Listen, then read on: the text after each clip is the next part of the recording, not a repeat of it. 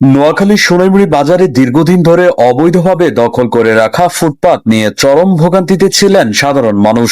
পথচারীদের চলাচলে বাধা, যানজট ও নানাবিধ সমস্যার কারণে জনমনে ক্ষোভ তৈরি হয়।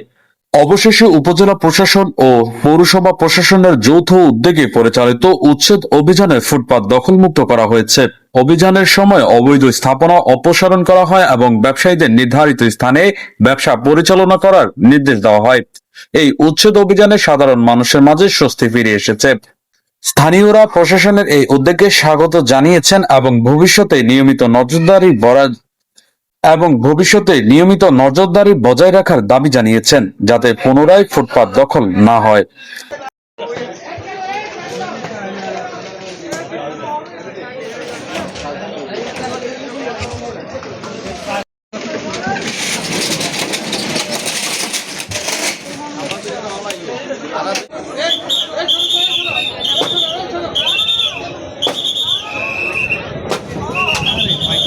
না বাজারের ভিতর গুলো লইছে তো এদিকে কি অবস্থা? এদিকে একবার করে ক্লিয়ার কালকে তো আবার ঠিক হয়ে যাবো, কালকে তো আবার আছে